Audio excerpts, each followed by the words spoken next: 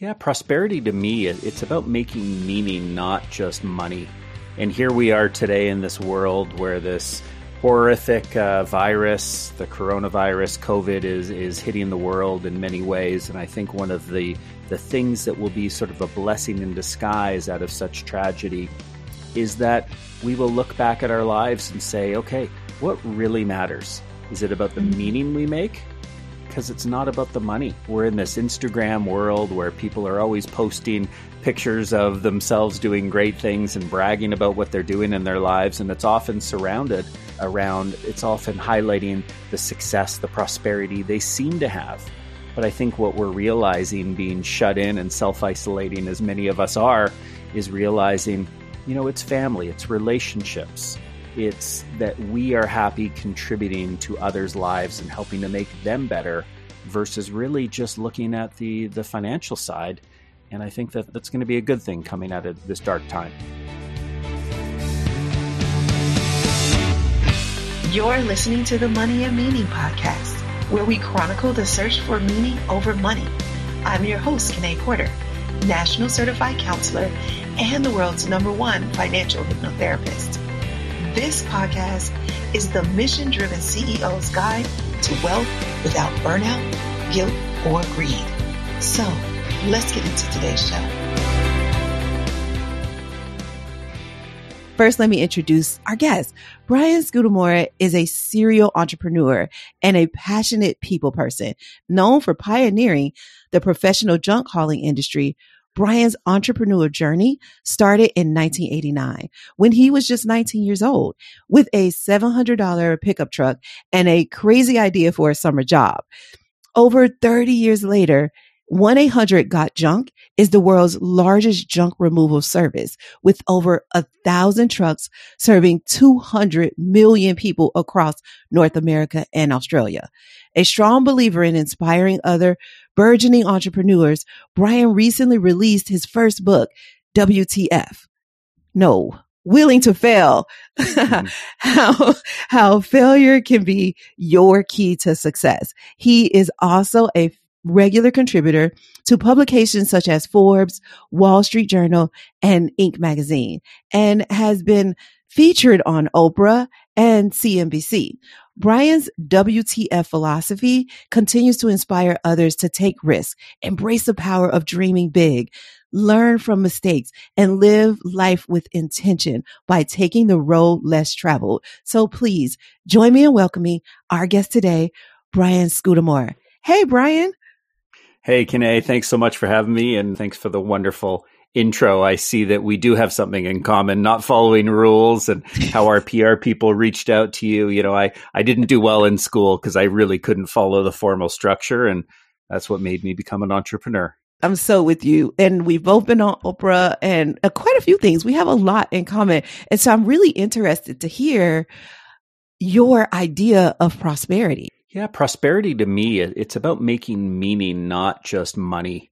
And here we are today in this world where this horrific virus, the coronavirus, COVID, is hitting the world in many ways. And I think one of the things that will be sort of a blessing in disguise out of such tragedy is that we will look back at our lives and say, okay, what really matters? Is it about the meaning we make? Because it's not about the money. We're in this Instagram world where people are always posting pictures of themselves doing great things and bragging about what they're doing in their lives. And it's often it's often highlighting the success, the prosperity they seem to have. But I think what we're realizing, being shut in and self-isolating as many of us are, is realizing, it's family, it's relationships. It's that we are happy contributing to others' lives and helping to make them better versus really just looking at the financial side. And I think that that's going to be a good thing coming out of this dark time. Yeah, I agree with you with that. The family, the relationships, and that might bring people closer together after this crisis. And so let me ask you, when it comes to the meaning over money, when did that happen for you? Is it something that you always had? Was it a turning point in your life? Tell me about that meaning over money idea for you. Yeah, well, I think I always envisioned myself playing the game of business, growing something, making money, but really it was the meaning side that I started to learn over the years would become more of a driver for me. And I think where it happened was in my earliest days being in an entrepreneurial environment, working at my grandparents' army surplus store in San Francisco. I live in Vancouver, Canada. I used to go down to their army surplus store and work there every summer, Christmas holidays. And I'd be 7, 8, 9 years old. And I remember working in this store and being so inspired by how they treated people, not just customers, not just their employees, but even people. They were in a dodgier end of town, if you will. And I remember you'd get some homeless people coming in asking for money. They'd never give them money, but they'd give them an ear. They'd give them their heart. They'd give them what they really needed versus what they had asked for. And I saw the meaning that my grandparents were building with this small business. And it just drove me. It lit a fire beneath my feet. And it made me think, wow, imagine when I do actually get out there and start my own business, which of course became 1-800-GOT-JUNK, the impact we can have on our people in changing their lives, changing the lives of our franchise owners, and watching them lead a movement of not just building a great business, but building a business that takes care of people and helps to teach them leadership and how to run a business and how to grow and develop their career. And to me, that just became something much more important than what dollars could ever buy. Yeah. So I want to ask you more about the business and that growth and just the climb. But before I go there, I want to ask you about this inspiration that you said you got from your grandparents. So you got this idea of entrepreneurship and, owning your own business from your grandparents. And so what did that mean when you went to school? Was it always, I'm going to go to school and get out at some point and own my own business? Or did you think you'd go that like society says, go to school, get a good job, that kind of thing? What was that for you? I thought I would go to college I did go to college, but I thought I would finish college and I thought I'd get a job in middle level management, work my way up the corporate ladder. And I was always motivated by bigger and better. But when I realized that controlling my own destiny and really running a small business and growing that I had a lot more control over my own freedom.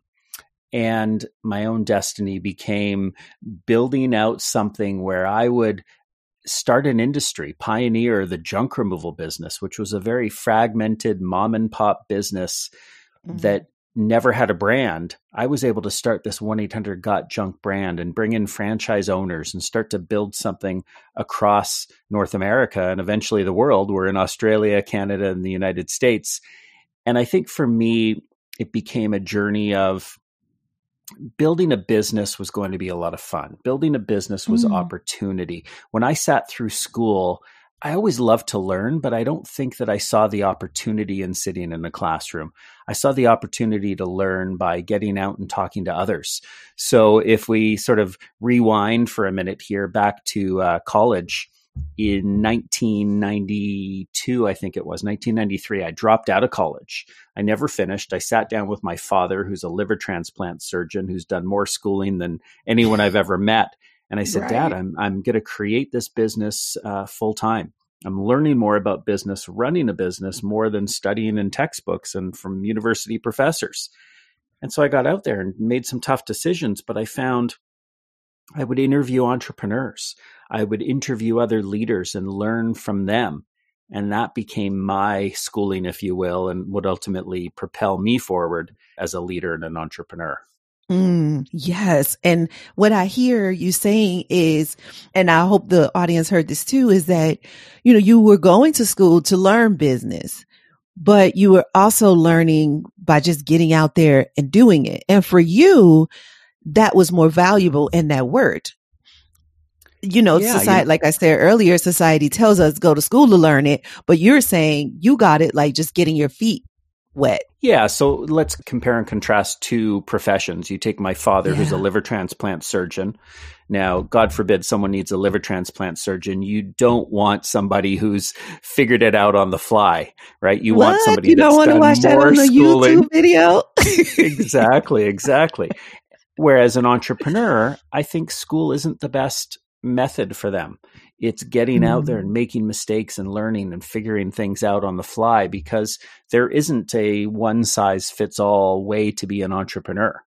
Right. And my discovery of different tools and techniques, I again reinvented an industry that was very fragmented, very mom and pop. If I had learned in textbooks and stayed focused on school, I might not have taken that road less traveled and try and reinvent a better practice on how to do junk removal. So I think for entrepreneurs, my recommendation is school isn't always the best way to learn. Definitely getting out there and talking to people, interviewing them, reading books, listening to podcasts and YouTube and so on. It can be a lot more impactful than traditional means.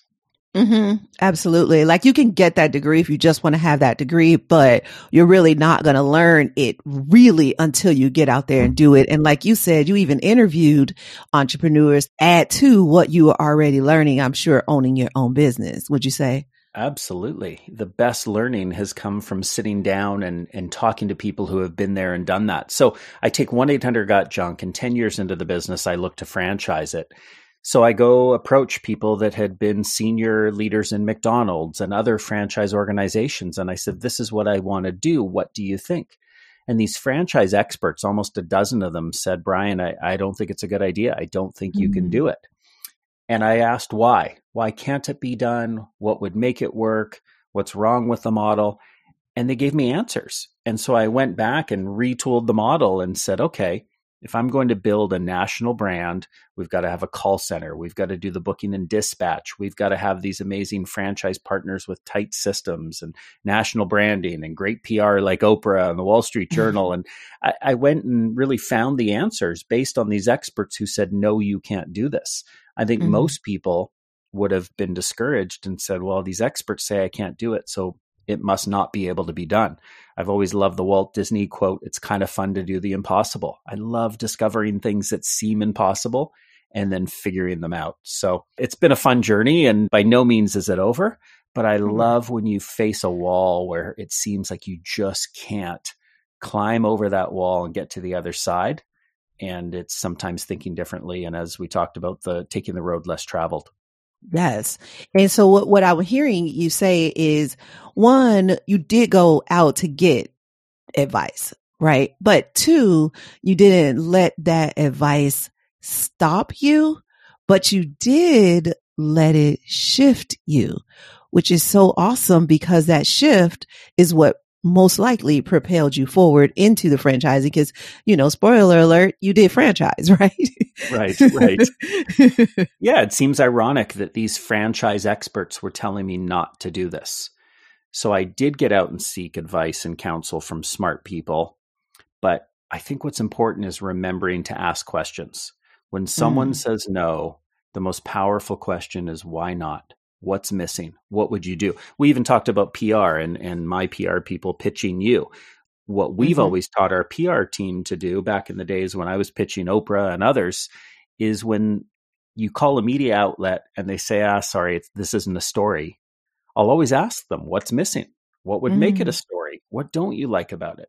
And not that you're trying to convince them and change it to become a story, but you can use their answers the next time you pitch the next media outlet. You have more information that you're armed with in your arsenal to be able to say, okay, I understand how to frame this as a story. It's powerful stuff. It really is. And I want to point out that many people see that as rejection. But you didn't see it as rejection. You didn't take it personally. Well, in a way you did, because you asked another question, but you didn't take it personally in a way to let it stop you. It wasn't rejection. It was just, it wasn't enough. What else does it need? It's kind of like when you're making dinner and you're like, taste this. And it's like, oh, it needs a little bit more pepper, kind of like that. Yeah, you make some adjustments. And you know what? Let's call it what it is. It was rejection. But wow, what a gift rejection is. I love when people say no. I would way rather them say no, because that's going to get me to a bigger yes. I want to hear from someone, here's what's wrong, and ask them why they think that way, and really sort of uncover the little nuggets that are in there and their wisdom. So most times people get rejected. They don't listen. Their feelings are hurt. But imagine if you really opened your heart and your eyes and just sort of said, okay, whoa, I see something different now. Thank you for that gift of rejection. Wow. Thanks for shifting that. I love that. And I'm wondering, how does that fall or move into failing or allowing yourself to fail? Talk to me about that and how those two kind of go together. Because it sounds like being able to take a certain amount of rejection or even shift that rejection is part of the willing to fail. Am I right? Yeah. So this whole WTF willing to fail, I wrote a book about my 30 years in business and my life and some of the things I've learned so far in this journey. And I remember when I sat down and wrote the book with my co-author, Roy H. Williams. He's known as the Wizard of Ads. He does all our radio creative, and he helped me put the book together.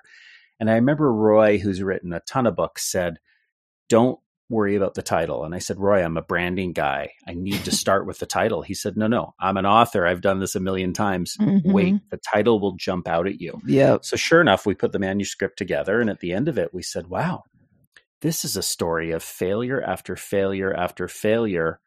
But each one of those failures led to a better situation, a better outcome. And so we called it WTF, willing to fail. And so if I look at rejection as a gift, so is failure. Failure is something that if I think of the time when in 1994, 5 years into the business, I had 11 employees and I fired every one of them on the spot. I decided I didn't have the right people. I didn't give them the love and support they needed. They didn't believe in me. I didn't believe in them. And it was time for a change. So I sat down and said, guys, I'm sorry. I've let you down. I haven't done a good job here. And the only way I know is to start again. So that failure taught me that a company is all about people, finding the right people and treating them right. And that mistake, if I didn't make the mistake at a $500,000 business, but instead made it at a $10 million or $100 million business, it probably would have killed the business. So it's, as you said, a shift. It's how we look at things. If someone's able to look a failure in the eyes and say, wow, this is amazing. This is going to make me better. A window or a door of opportunity will open because of this failure. That'll allow you to grow and blossom in a way that you could have never imagined. Our franchise partners right now that are going through the crisis with the virus, they're sitting there going, there's opportunity in this. There's opportunity for government funding and support. There's opportunity for figuring out how to keep our people employed. There's opportunity for reinventing the business and figuring out how to service customers safely. There's always opportunity. So be willing to make some mistakes. Be willing to then look that mistake in the eyes and say, what did I learn here that will now make me better? It's worked for me each and every time. Eternally grateful for failure and the gift that lies within. Yeah, you said it's opportunity in this. And I was listening to another podcast, and the guest that was on there, she had a cleaning company. And of course, she is still working because people want their homes cleaned because of the virus. But at some point, that was going to tap out, right? And so she also added grocery delivery to her offerings. And that wasn't something she did before, but she made that shift and she added that offering. So when the cleaning ran out, because people are like, well, I'm home all day. First of all, if I clean up, it's just going to get right back dirty. So I'm not going to do that. And so shifting to that grocery addition help her stay in business. And I like that you are adding value to your franchisees. You're like, well, hey, how about using this as an opportunity to think differently, because this is in some ways a failure for some people. This crisis that we're going through is going to be a failure for them, but they can come out on the other side with some new tools, with some new experiences, and with another failure under their belt, like you say. Yeah, the failure can kill you, and it can be your last failure. It can drive you out of business, or you can learn from these opportunities and make adjustments.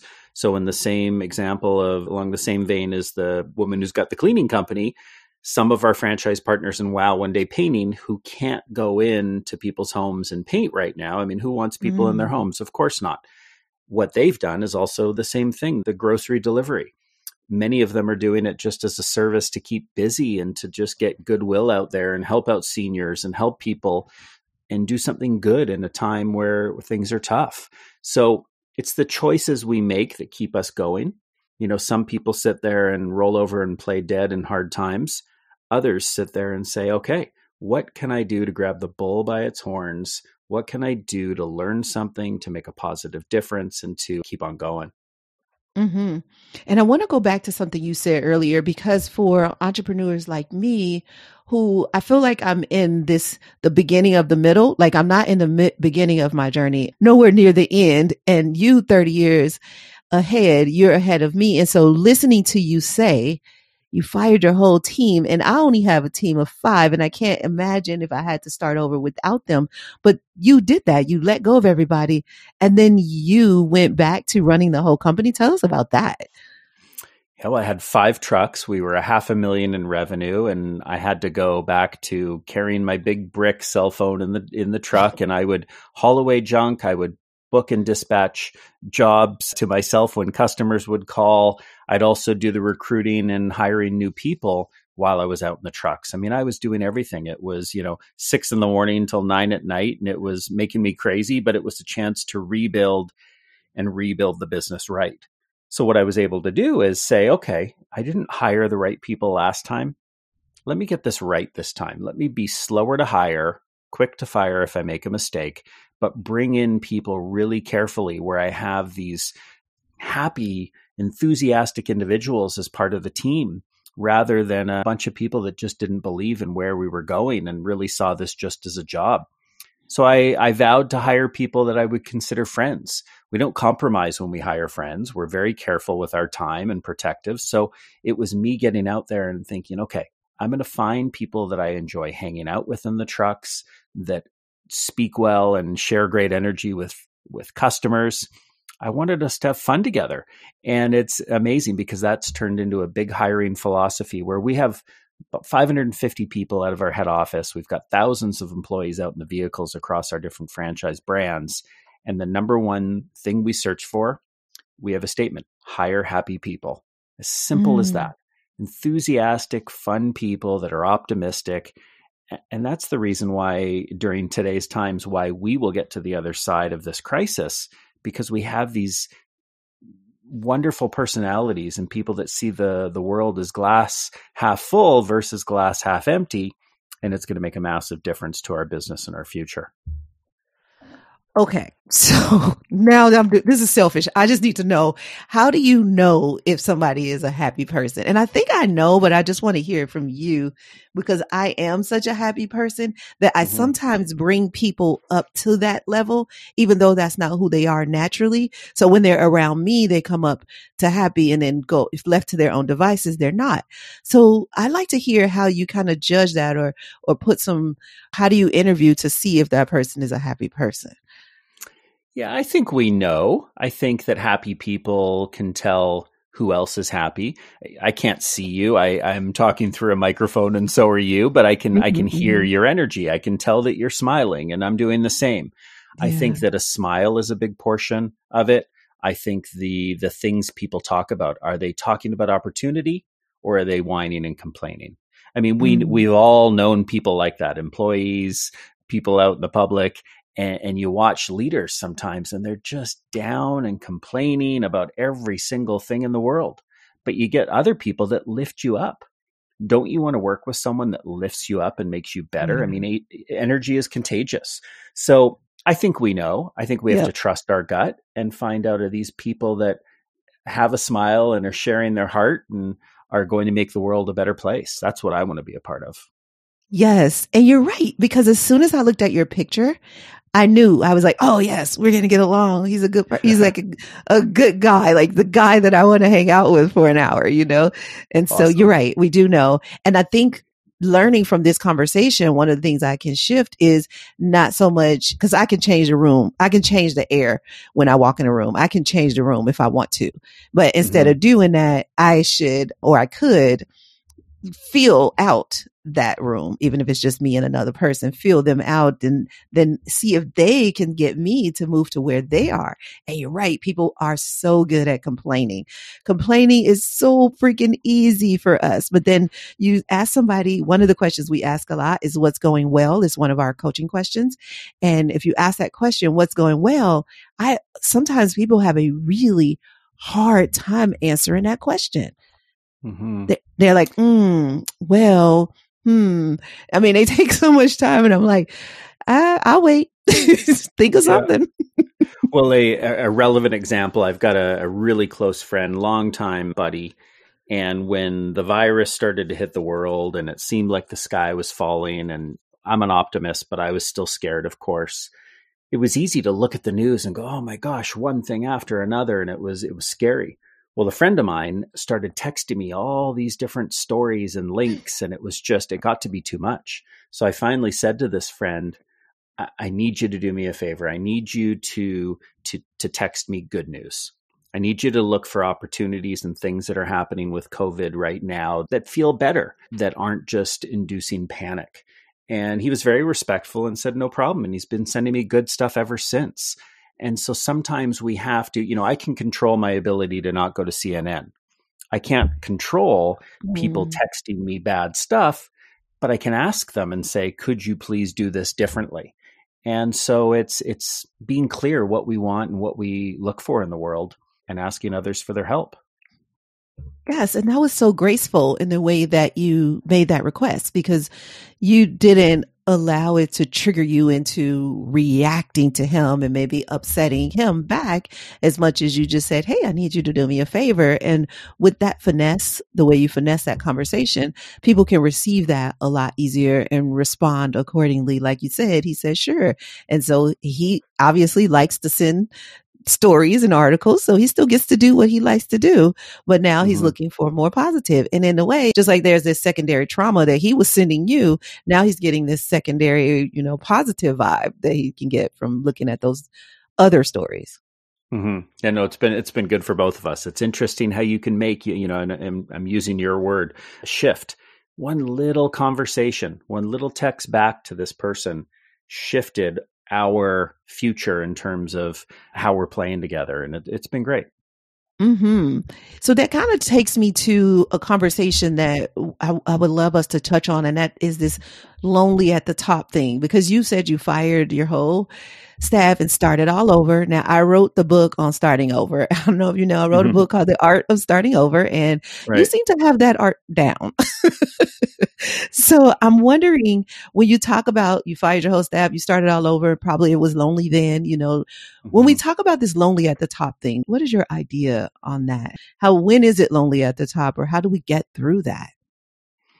I think sometimes in building a business, it's hard to know who to trust. Are people looking out for their own jobs, or are they looking out for the greater good of the whole company? Do they have your back, or do they have the back of just their team? And so it can be lonely sometimes. People do treat me differently, I think, as a CEO, as a founder. And so sometimes you've got to ask deep questions to get to the root of the conversation and understanding, what are they really looking for? What do they really feel? And just building relationships of trust. So a philosophy we have as a company is being transparent. And in every conversation we have, it's just tell the truth, be transparent. We can't always give all the facts to someone. If, let's say we were doing a round of layoffs and we were in a tough state of our business, you can't always tell everyone exactly what's going on until you've got the answers, until you've got some plans. But just try and be real and try and empathize with people and let them know that you understand them and what they're feeling and what's going on. Yeah, because you went through a time when you had to lay people off. What was that, the last financial crisis? When was that you had to lay like 52 people off or something like that? Yeah, so we laid off 52 people in 2008, I think it was. And okay, that's what I was thinking. It was the last financial meltdown, and it was a tricky one. But we also put some people more recently from our sales center. We can't run out of, we've got two offices right now, one in Vancouver and one in Toronto. And the shut-in order in Toronto doesn't actually allow us to even go to our office. And so we had to fairly quickly in this crisis take a bunch of people in our sales center, our call center, and lay them off because we couldn't get into the office. There was no work for them. A lot of our employees didn't have the technology to be able to work from home. We took the balance of people and we said, okay, let's get all of our staff from both offices now working from home with the right technology and taking calls from home, which was a tough thing to make happen, but we did it. and we were still able to preserve a ton of jobs. Now, while business is down, you look at layoffs in this situation and hope that many of them are just temporary, and that we'll get back to a point where we can rehire the sales center agents that we want back. So, these things happen, and you've got to bob and weave a little bit. But you talked about restarting. I think that rebuilding a business, you're going to go through periods where things like the coronavirus happen outside of your control, and it might cause you to make some adjustments, some things that you might not be happy with, but there's these constant restarts. And it's, again, the philosophy of how you look at that and go, okay, this is a new beginning.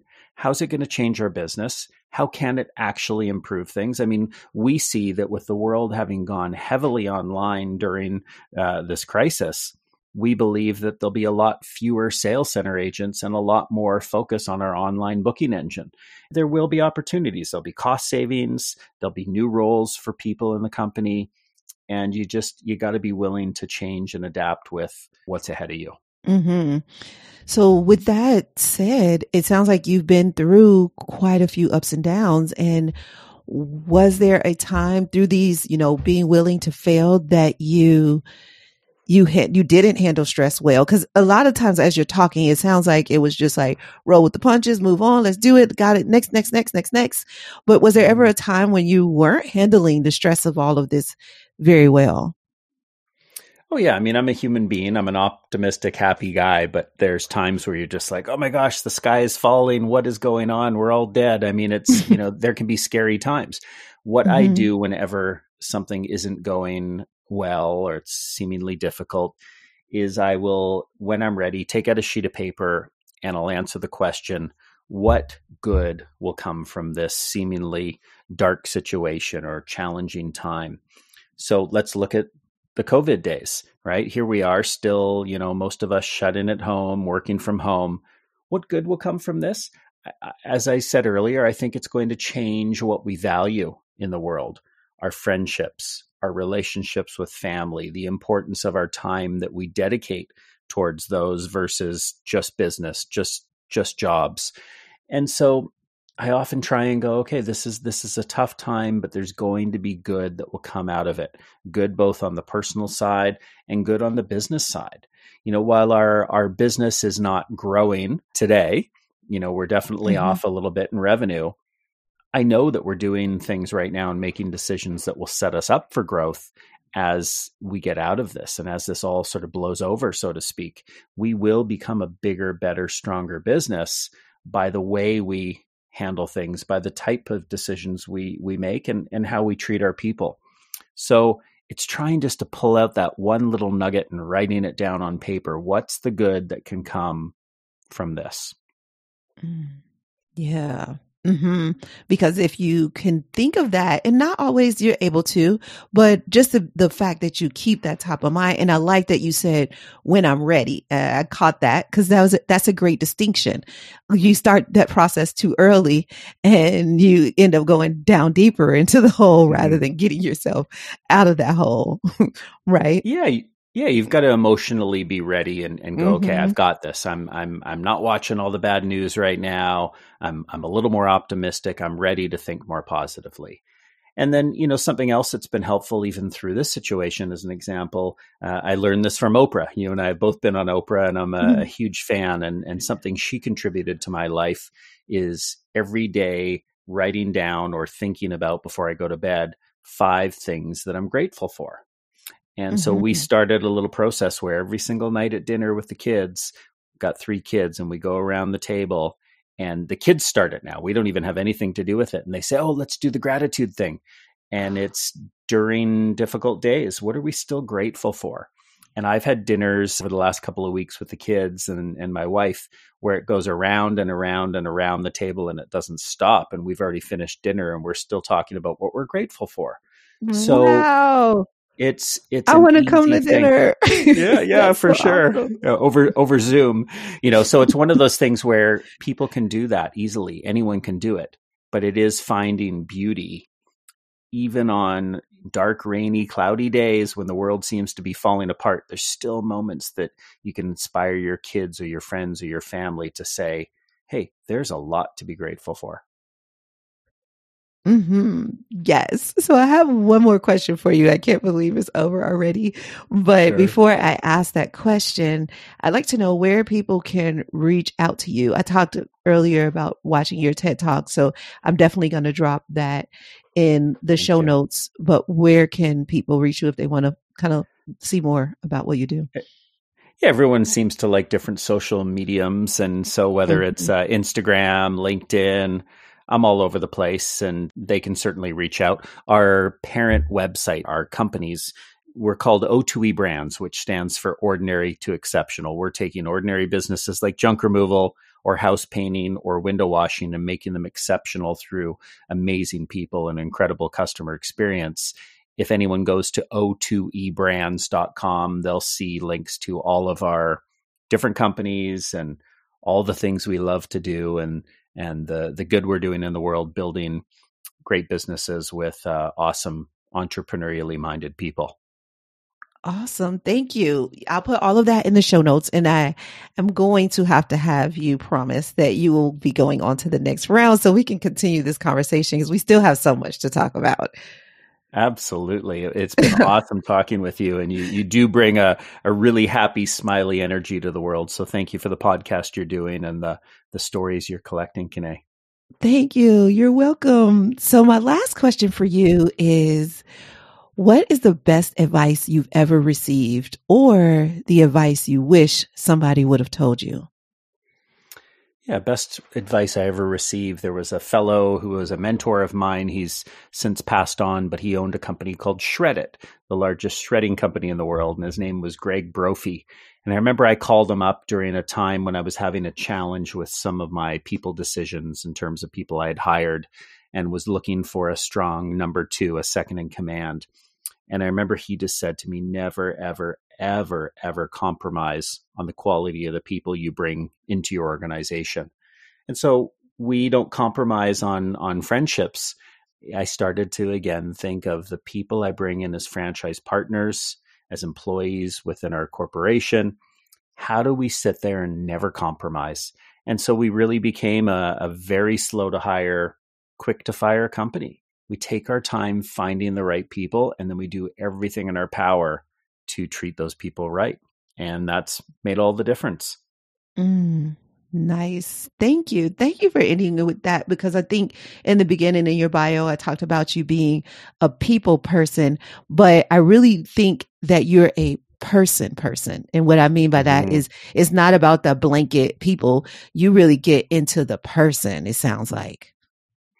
Yeah, everyone has different motivations. And so I can sit there and say, hey, I'm motivated by creating meaning versus money, but I don't put that on others and say that they shouldn't be motivated by money. I want to find out what makes someone tick and see how our business and the things we do can help them get closer to their dreams. It's so good. And that is what I mean about finding meaning over money. Thank you so much for the time you spent with us today. Really, really appreciate your time, your energy, and your expertise. Awesome. Thanks, Kine. It was a lot of fun.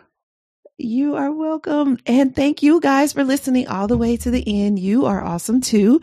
Remember, failing is part of success. The more you do it, the better you respond to it. However you choose to get into a community so that it doesn't have to be lonely at the top for you, do that. However you choose to travel the world, less travel, do that. It is going to pay off. It is worth it. So my Prospros, thank you for listening. I will see you here next week. If you want to know how to officially join our tribe, then keep listening and we'll see you sooner. Thanks for listening all the way to the end, my Prosperity Pro. I want to stay connected with you. Here are 4 ways. Pick the one that works best for you if you want to stay connected with me. 1, if you have any questions, I'd love to answer them. Send them to podcast@presidentiallifestyle.com. I'd love it if you would make a 1 or 2 minute audio message and attach it to an email. That'd be the easiest way for me to get it. ask me anything about creating a life of meaning over money, and I'll get you an answer. Remember, the email address is podcast@presidentiallifestyle.com. 2, subscribe to this podcast and share it with your friends, because you guys might want to have a discussion about it, especially if they're a CEO who wants to shift from the old American dream to a life of meaning. 3, we try not to have any sponsors on this show unless they are truly in line with our values. I mean, really a good fit. So that means we fund this podcast ourselves. I'd like you to take a look at our resource page to see if there's any products or services that we recommend that are right for you. If not, no worries, maybe later. If so, please use our affiliate link to purchase. Thank you in advance for doing that. You are such an amazing person. Okay, 4 and last. If you want to know what's happening over here at Presidential Lifestyle and you want us to email you the update, then go to presidentiallifestyle.com/blog/now. And you'll see the current updated blog for the week, but you'll also see a link to subscribe to that blog. We can email it to you if you like. That's presidentiallifestyle.com/blog/now.